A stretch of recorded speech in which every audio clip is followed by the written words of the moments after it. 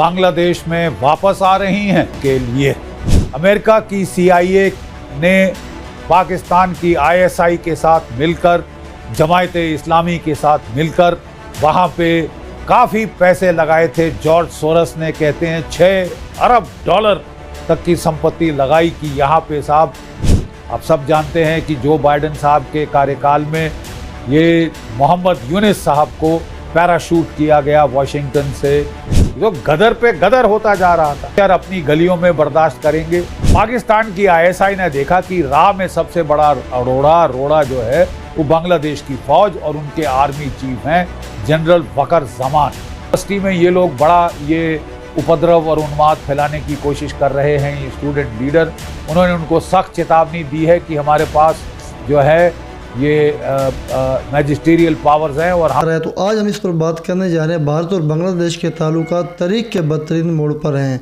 जबकि पाकिस्तान और चीन चाहते हैं कि बांग्लादेश के साथ मामूल के ताल्लुकात हों। भारत और बांग्लादेश के ताल्लुकात माजी में कई मरतबा गर्म जोशी रहे हैं और ख़ास तौर पर 1971 के बाद, लेकिन वक्त के साथ साथ कुछ अहम सियासी, तिजारती और जोग्राफियाई तनाज़ात की वजह से दोनों ममालिक के ताल्लुकात में तनाव बढ़ता गया है। मौजूदा हालात में तनाव की वजूहात सर्दी, झड़पें और फाइनेंसिंग है।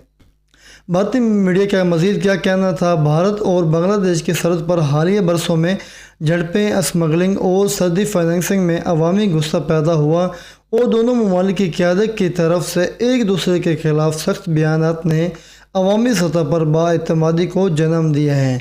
इसके बारे में मज़ीद जो इंडियन मीडिया है या दूसरा आलमी मीडिया इसके बारे में क्या राय देता है, इस पर क्या बहस चल रही है। तो दोस्तों, वीडियो को आगे बढ़ने से पहले हमारे चैनल से आप तमाम नाज़रीन से रिक्वेस्ट है, हमारे चैनल को सब्सक्राइब कर लें ताकि हमारी हर आने वाली वीडियो आप तक पहुँचती रहे। दोस्तों, वीडियो को अंत तक लाजमी देखना है। वीडियो में आगे बढ़ने से पहले हमारी वीडियो को लाइक भी कर दें। एक मीडिया ग्रुप ने बांग्लादेश में एक सर्वे कराया। आपको हैरत होगी सुनकर कि 56% लोगों ने कहा कि हसीना वाजिद को वापस आना चाहिए बांग्लादेश की बेहतरी के लिए। ठीक है साहब, ऐसा क्यों है? क्योंकि वहां पे एक जबरन का स्प्रिंग रेवोल्यूशन क्रिएट की गई थी, एक जबरन का कूक किया गया था। अमेरिका की CIA ने पाकिस्तान की ISI के साथ मिलकर, जमायते इस्लामी के साथ मिलकर वहाँ पे काफ़ी पैसे लगाए थे। जॉर्ज सोरस ने कहते हैं $6 अरब तक की संपत्ति लगाई कि यहाँ पे साहब तबाही की जाए, कू किया जाए और जिहादी राज को वापस एस्टैब्लिश किया जाए। बांग्लादेश को दोबारा से एक आज़ाद मुल्क से ईस्ट पाकिस्तान बनाया जाए, पाकिस्तान की जूती के नीचे फिर से इसको ले आया जाए।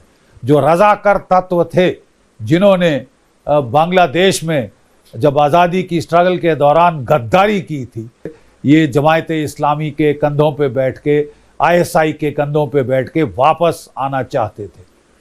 आप सब जानते हैं कि जो बाइडेन साहब के कार्यकाल में ये मोहम्मद यूनिस साहब को पैराशूट किया गया वॉशिंगटन से ढाका। सबकी उम्मीद थी कि पढ़ा लिखा आदमी है, इकोनॉमिस्ट है, कुछ करेगा बांग्लादेश की भलाई के लिए, लेकिन ये तो जिहादिस्तान बनाने में लग गया। सारी बैंड ऑर्गेनाइजेशन को इसने जो बैन हटवाए और जो भारतवर्ष के दुश्मन थे, जो कैद में डाले गए थे प्रीवियस डिस्पेंसेशन द्वारा, उनको छुड़वाया।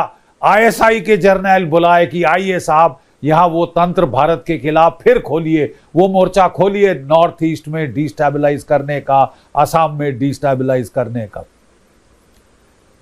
साहब, इन्होंने अराजकता का जो जीनी वो बोतल से निकाल दिया, वो टेररिस्ट करार करके डाल दिया गया है और कोई लॉयर नहीं लगने दिया जा रहा उसका, जस्ट टू शो कि किस किस्म की अराजकता बांग्लादेश में फैल गई है।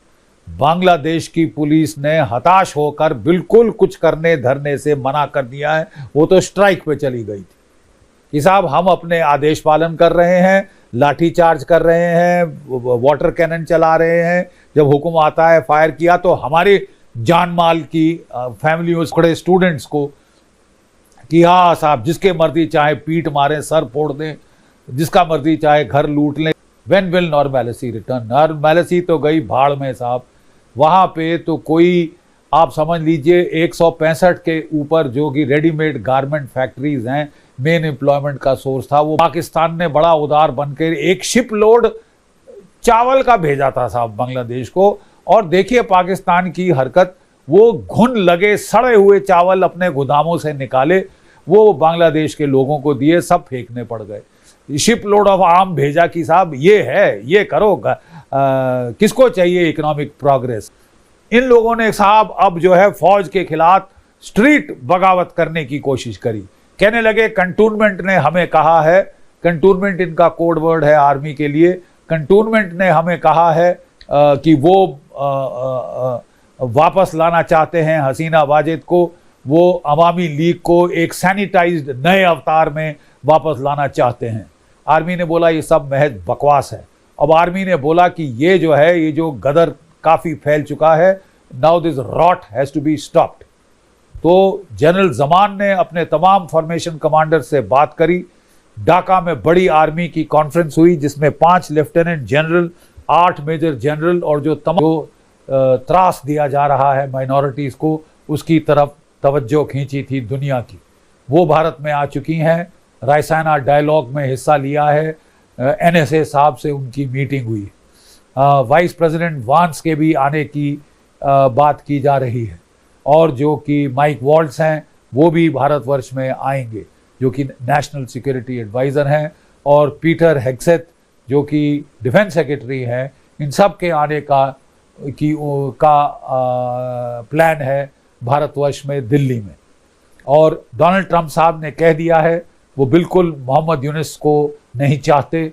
याद रहे इसने कोई $6 लाख दिए थे हिलरी क्लिंटन को इलेक्शन में इनको हराने के लिए, तो वो उनको अच्छी तरह से याद है कि ये बहुत ही शरारती तत्व है, उन्मादी तत्व है, जो कि जिहादी तत्व जो है विचारधारा बांग्लादेश में फैलाना चाहता है। इसके चलते अमेरिका भी बहुत फूंक फूंक कर कदम ले रहा है, और डोनाल्ड ट्रंप साहब ने तो बिल्कुल फ्री हैंड दे दिया है मोदी जी को कि आप बांग्लादेश को अच्छी तरह से जानते हैं, आप जो ठीक समझते हैं वो करें। तो मैं नहीं समझता कि ये जो मोहम्मद यूनुस साहब हैं इनकी ज़्यादा शेल्फ लाइफ बच गई है बांग्लादेश में। क्या होगा, एक तो हो सकता है साहब कि जो प्रेसिडेंट हैं वो इमरजेंसी डिक्लेयर करें और स्थिति फौज को नियंत्रण में लाने के लिए दे दें। दूसरा है कि फौज बगावत करे और वो मार्शल लॉ डिक्लेयर करके बांग्लादेश को बचाने की कोशिश करे टोटल एनार्की और अराजकता से। मेरे हिसाब से तो वो कॉन्स्टिट्यूशनली चलना चाहेंगे, और वो जो है प्रेसिडेंट साहब के आदेशों का पालन करेंगे, और इसके चलते इलेक्शन जल्द से जल्द ऑर्डर की जाएंगी। याद रहे मोहम्मद यूनुस साहब इलेक्शन टालने में लगे हुए हैं। वो नाटक चाहते थे, वो कह रहे थे या दिसंबर इस साल आखिर में या अगले साल के बीच तक मैं इलेक्शन कराऊंगा। वो उनकी सोच थी कि मैं इस बीच में अपने आप को परमानेंट फॉर लाइफ प्रेसिडेंट बना दूंगा। वो जो स्टूडेंट के जो उपद्रवी स्टूडेंट हैं, ये जो सारे उपद्रवी जो स्टूडेंट माफिया है, इसकी सहायता से